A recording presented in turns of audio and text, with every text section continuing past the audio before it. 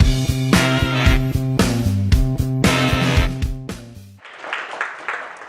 guys, so thank you for having me here. I'll do just a little quick background on me and then I'll jump right into it.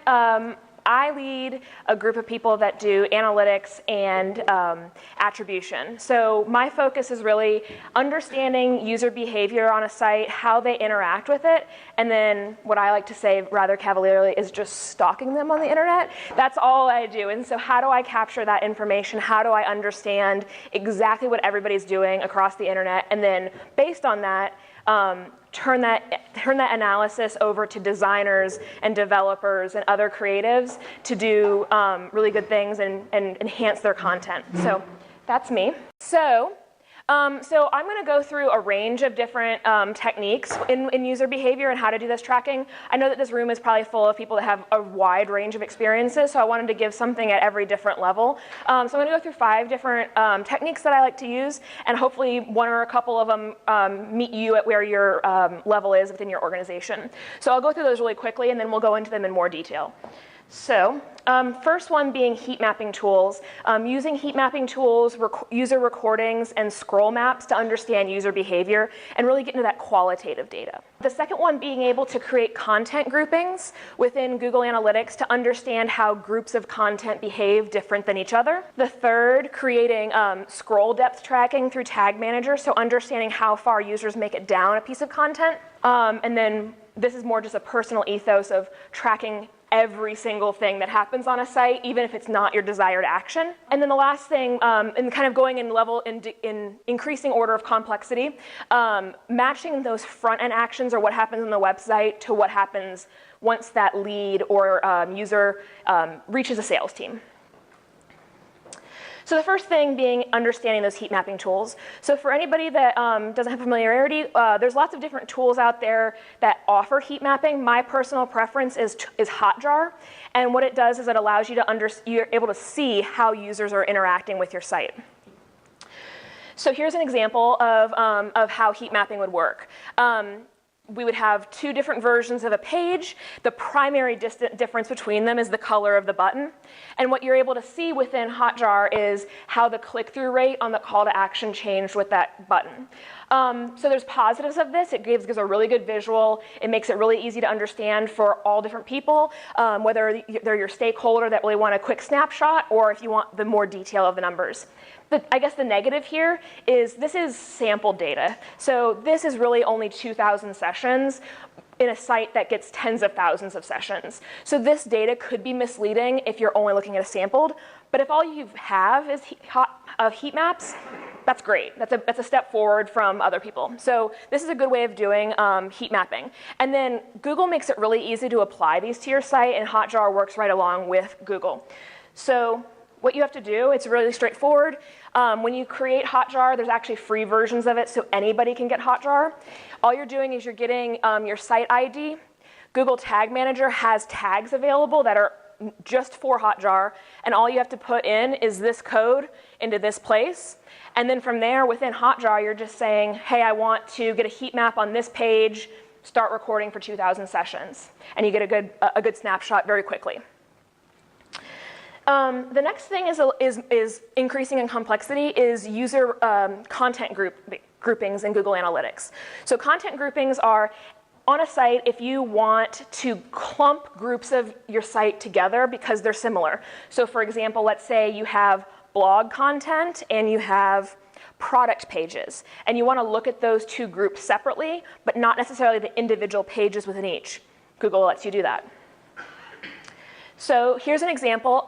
For this example, I wanted to group the content by all of these different navigation headings. So what I did is I created content groupings that were for each navigation heading, and now right in Google Analytics, I can have now created it as a dimension, and I can see all of my metrics along with it. Any report that I want to create in Google Analytics now has all of my metrics along with that dimension, so I'm able to easily figure out what's happening. You can see page views, time on site, entrances, anything. So very quickly, how to approach this. Google makes this very user-friendly. Again, this is another one that you don't need to be a developer, you don't need to add code to the site, and you can make it happen. You can add up to 5. So within the admin section of Google Analytics, at the view level, you can add up to 5 groups, and each of those groups, you have 3 different ways of defining what your content groups are. For this one, I did it very straightforward, and I just did it based off of the URL. So if the URL is different for each of those 5, you have 5 different content groups. And now you can see the data that way. Before I go to the next one, anybody have any thoughts or questions before I go to the next thing? Yeah? Can you explain what a reject rule is? I tried to do this for my blog posts. Yeah. Because the URL doesn't always have the blog in it, I feel like there's the way I guess entered the search. I'm not always able to capture every single post. Yeah, so regex is just a language that you can use to create that in. So there's lots of different rules, and if you just look up, what you're going to want to look up is just regex language and syntax to help you explain exactly how to fill it out. For this one, it was straightforward because every article that was inspiration had the subfolder of /inspiration. It might be worthwhile to think about changing that content of your site to include a subfolder like that, both for easy accessibility, but it will also be useful potentially on SEO to have called out what part of your site this is, to have that subfolder. But that's one way to do it. Cool. So the next one is scroll depth tracking. So one of the things that people ask all the time is, are people reading my content? And that's a really hard question to answer, because a lot of people say, oh, well, it's time on site. That means if they're spending a lot of time on this page, they're obviously reading it. But they could be on that page, get up, go get a sandwich, come back, and you've actually bored them. They're not reading at all, but you have a very long time on site. So one of my pet peeves is I hate time on site as a metric. The other thing you can do is you can do really complicated things, get groups of people together, have them read content, and get more of a qualitative answer from groups of people. But here's a halfway point. How far are people scrolling down the page? Did they get halfway through your blog and then bounce and get out of there? So this is a way of setting that up. One question about time on site. Does it track when you have 10 tabs open, or is it accumulating all of that, or do you have to actively be on it? Yeah, there's rules associated with when it times out. I think it's after 20 minutes or something like that, 30 minutes, yeah. At some point it times out, yeah, 20, 30 minutes, it sounds right. But I think your question is if I'm on your blog and I open up multiple tabs at once, yeah. I don't want to get to those things, how is the time being recorded? So is it times 3? I'm on here 5, but is Google seeing 15 because it's 3 tabs open? Oh, so 3 different tabs. Yeah. Yes, that's a good question. If you're on 3 different, yeah. So you're saying you have 3. Yeah, so if you're saying if you have 3 different tabs open, is it 3 different sessions that are all adding up to 15 minutes? Or is that what? Yeah, just how does it work? Yeah, it's whatever tab is active is what's capturing the time on site. Because Google Analytics have the ability to know if this tab is actually active. Yes, yeah. Based on their own set time. Yeah. Google's creepy. It's good though. In a very cool, if you like data, it's creepy in a very good way. Okay, so scroll depth tracking. This is actually something, I think Google Tag Manager added this about sometime in early 2018, I think. It's been about 8 months or so that they've added it, and it's really straightforward. So what I'm showing here is just the percentage, it says 0, 25, 50, 75, 100. So the percentage down a page users have gotten, and then everything associated with that, all those associated metrics. So if someone landed on the page and scrolled none, it would fire the 0. If they went all the way to the bottom, it would fire the 100. And what's interesting about that is that now you empirically know that. So on those heat maps, you could do a scroll map that says how far you got down it, but it's more qualitative than quantitative. This one is now empirical, and if we go back to content groupings, we can now layer these 2 on top of each other. So how do the product pages do on scroll depth? And if I have 20 different content groupings, how do different product pages, how do users make it down the site? And start layering data upon data and understand those different segments differently. Again, all the metrics associated with it. Do you ever correlate that with time on page? Not just like single access page. Yeah. Right, so where you set it every time an event happens every 3 minutes Yeah, I think one of the places where it's good to look on time on site is when you can correlate. So once you know if there's what the time on site is and you know what the desired action is, then you can potentially correlate and say, oh, when users are on site for a minute, then they take the action. I don't like it when time on site is the goal. No, I was talking about time on page. Yeah. Looking at the scroll. Yep. Right, so like I'll set it so an event will happen Yep. in, say, 5 minutes. So you can say, okay, this person was actually, they were on the page for 10 minutes. So you do that. Yeah, absolutely, yeah. That's one of the things you can layer in there, because it's now an event, you can now layer any of the other metrics into that. So then really quickly, how you get to this is, like I said, Tag Manager has made this really easy. You're just creating an event tag in Google Analytics. One of the keys is you're going to set your scroll depth threshold. That's a variable that Tag Manager already has. One of the things that I did wrong when I first set this up is you need to make sure you're setting this up as a non-interaction event. If not, it affects your page views and it throws off your data. So if you set it as true a non-interaction event, that solves the problem. And the last thing is then you're just creating the trigger and you're saying the frequency that you want it tracked at. So I only wanted it at 25, 50, 75, 100. You could do this down to 10% intervals, but to me, I didn't really see the difference between someone who made it 20% of the page down to 30%. I felt like at 25% intervals, it was good enough. And so then the fourth thing is tracking everything on site. It sounds like everyone here is, a lot of people here are more adept at tracking in that Tag Manager. I personally think that you should just be tracking every event you can on the site, even if it's not the goal of the site, because then you can do what you were just saying and start correlating things together. Maybe there's a video on the site, and yeah, you just put it there to have interesting content, but do people that interact with that video take the desired action at a higher rate? So this is an example of how I would say we need to track everything. This is like a little section of one page. I would track every single piece of the header, every one of these drop downs, all of these click outs, every single video individually. I'd create category action and labels to capture those events in a systematic way that I felt like I could understand the meaning of. And then as well as that, I said, this might not be the goal of the site, but I want to capture that data.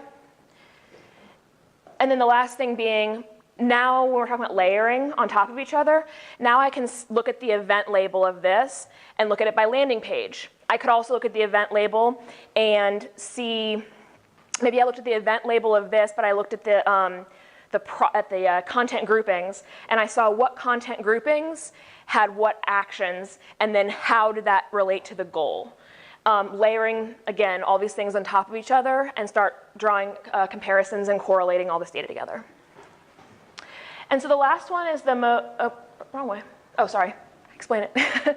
I'm not going to get into a ton of detail on this because I feel like there's, a million different ways to track each of these events. But at a high level, you have your event tag. You have a bunch of different ways of tracking it. I can talk about that in more detail if you guys wanted to. But for the sake of speed, I tend to like to use the Css Selector because then you can be very, very specific about the action you want, but you can do a bunch of different things. And then I think one of the things that's good to do is use GTM's preview mode. It allows you to see on every action what tags fire. So if I set up a tag to fire on a button click, I then can test it out in preview, click the button, and I would see that tag fire. Sorry. And so then the last one, this is kind of where I have been spending a lot of my time lately and where my passion lies. And that's understanding how those front-end actions turn into what the back-end actions are. So for example, if you're a software as a service company, you have a very long sales cycle, you have a form on your site, you get a lead, and then a sales team member might be nurturing that lead for 6-8 months. So what this is the client doesn't, or the client or the company doesn't actually care if you got a form submission, they care if you got a sale. So what this does is using the website, maybe one of the things that's happening is there's a phone call, so I'll use a call tracking tool like Dialog Tech, would also have a form submission as a lead. And we're sending this all into a data warehouse, so we're able to understand what marketing initiative drove a lead. And then that's all included in the client's database as well, so we know when that lead turns into a sale. And then from there, I can send that back to AdWords or to a reporting tool like Data Studio and know at a marketing initiative level what drove the 8 months from now sale. This is the one that, I mean, I'm not a developer. I work with developers to make this kind of thing happen. I think this is really powerful because I think oftentimes we focus on what is the action I can get them to do on the page. What is the thing, I want this page optimized to a phone call, I want this page optimized to a form submission, and then we forget the point of all of it is to get the sale, and this allows us to see that 8 months from now, end of decision. And so there's a lot more to this, but I didn't think I'd have time in my presentation today. So that is what I have for you guys today.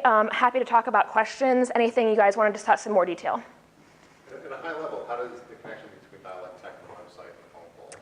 Yeah, so Dialogue Tech, there's a bunch of different call tracking tools. Dialogue Tech's my preferred. You have one number on the site. Dialogue Tech has a piece of JavaScript that finds and replaces that number. And their technology knows that if you loaded a site and you called that number, that it was associated with this thing in Google Analytics, how you got there. Then when that sale happens off of that phone call, most of the time businesses will know what phone number drove that call. So that hard-coded number is associated with a sale. Then based on, this gets really complicated, then based on the number that I called from, so my phone number, I can match between the database of the business and what Dialogue Tech captured, and I can have that as the middle point and know the marketing initiative that drove the sale, the middle point being my phone number, both systems capturing it. That make sense? Yeah. Okay, cool. Same thing for a form. You would just capture it in a hidden field, some type of variable like a Google Click ID. Yeah. How are you managing your attribution? Are you doing that all in Google, or are you using a separate attribution platform? Are you multi-touch? Yeah. Say someone phones you for that form, they sales team up into the CRM. How are you tracking with that? Is that in the data warehouse? Yeah, for most clients that I do multi-touch on, it's within the CRM. So if I have a software as a service client that they will have a bunch of different touch points. Each of them they'll capture information on. So the first one, the user might want to download a white paper and they have it gated with a form. And so that's their first touch. And they're able to put that into the CRM and say, oh, the first touch was a social media post about a white paper. And then the next time we retarget that client, and through that retargeting ad, then we have the attribution of, oh, this second touch was a remarketing ad. And then they'll maybe fill out something for a free trial on that remarketing. And so then in the CRM, I have first touch is social media, the second one is retargeting ad through AdWords, and then maybe the next time it's that the salesperson reaches out to that person and follows up, and then that goes into that. So what you have is a bunch of different fields in your CRM. For things that have a lighter touch, like they saw a TV ad, it gets a lot harder, and that's when you use tools like Virtual IQ. There's a lot of tools that do the lighter touch type stuff that will get at that, and then you create your attribution model and decide which one of those touches you want to assign the value to. Yeah. Yep. Other questions? How often do you use custom segments? You mean like segmenting at the top of analytics and Well, so you go in and you set up a custom, if you want to keep out traffic, you want to traffic up from New York. Yeah. I don't know, that saw this particular page. Yeah, so I would say it kind of depends case by case. So in general, when I set up a new Google Analytics, I work for an agency. In the filters, I'll have an unfiltered view that I let everything come through. I'll have a filtered view where I filter out the IP address of the office, the IP addresses of the client. I work remotely, so I filter out my IP address, any of those, and that's my filtered view. And then in the segments, I think it kind of depends on client by client. often use segments not to filter something out, but to add another dimension to what I'm looking at. So if at the page level I have a primary dimension, a secondary dimension, I was like, oh, but I want to actually filter it all for this channel, that's where I usually use segments, is to add more layers within Google Analytics. Yeah. Other questions? I'm also happy to talk one-on-one afterwards if you guys don't want to raise your hand. All right, here's another question. Okay, great. How do you process this information to turn the data into insights? What's your mechanism or your strategy? So, it's a hard question. So what I would say is, this is a very vague answer, but I like to let my curiosity lead me, is what it comes down to. And I think that just comes from a little bit from just like experience and playing around with stuff. Is I want to download things. I want to first start in Google Analytics, and I'll see like, where is there something interesting, and then I'll download the data and I'll have it in CSVs, and I'll go, oh, well, wouldn't it be interesting to have this, and I'll layer it on top of each other, and I really just like follow what looks weird, you know, until I find something that stands out to me. Something else I've been doing a lot of lately that's not in here is part of this is with the data warehouse. So this is just one client, but if in the data warehouse I also have piped into here, what if I have piped into here Search Console or SEMrush data or data from censuses or something like that? Now I have all these other variables that if you put this on a BI tool, you can start manipulating a lot easier. I would say that I don't do as much of that yet, but I want to get to a place where basically all of my data sits in data warehouse and I have all of it, like every source in a BI tool. Right now it's a little bit more manual just because it's where our agency is, but that's the dream. Have you seen a lot of the end users migrating from kind of taking that next step and moving from data warehouses to data lakes where they're now integrating multiple data sets from, like there's a lot of customer data that lives inside your ERP, inside the CRM, right? But those are typically disparate systems that don't talk to each other. But there's really valuable information there, right? So Yeah. you might have a client that might have migrated to another company that lives in the ERP. The salesperson may never know. The marketing may never know, right? But finance has visibility over that. Yeah, I think that's where it gets really hard. I think that, well, to be frank, most of the time I'm not, because I work for an agency, I'm usually not privileged to that. Usually that's something that the client has to have sorted out to give to me first. But I understand how that would be like a big challenge and something that you'd want to overcome. But I would say, usually in an agency, I don't get privy to that, is what I would say. But I would like all of my data in one place as much as I can, with as many overlaying as possible for the things I can find interesting. Yeah? Have you used Google Analytics for an app? I have not, but it's obviously a different, I don't have any clients that have apps, but it's a totally different type of tracking. I've never had to use it. Only thing our clients have done is web apps, so we can use regular Google Analytics, but our clients don't have any mobile apps, so therefore I have never done any app tracking. But it's a different beast. I wish I could do it, but I haven't done it yet. So if you're doing anything different with domestic clients as a result of Yes. I feel like that's like the $1 million question, and I'm not the lawyer to answer that one. I feel like the question right now, so what I'm interested to see is when somebody gets in trouble, because then we'll start knowing what that line is. So, I mean, our agency started, we were never in analytics capturing personally identifiable information. We went along with Google's recommendation of the limit or the time, like was it 24 months, 36 months, something like that, I forget off the top of my head, of how long they'll retain some data. We kind of we basically, with all of our vendors, whatever they recommended is what we did, because we weren't going to be the first ones that get in trouble with the EU. So I think right now it's honestly a guessing game. We're doing, we have, on all of our sites, we have pop-ups that have like the cookie notification, that kind of stuff. But yeah, that's basically the extent of it. I feel like there's a lot of things that I don't work for a big company. The big companies will pave the way, and they're the ones that are going to get their wrist slaps first, and then everybody else is going to be able to figure it out. Okay, I'm getting the sign over here. So if you guys have any more questions, I'm happy to talk one-on-one, but thank you guys very much for your time.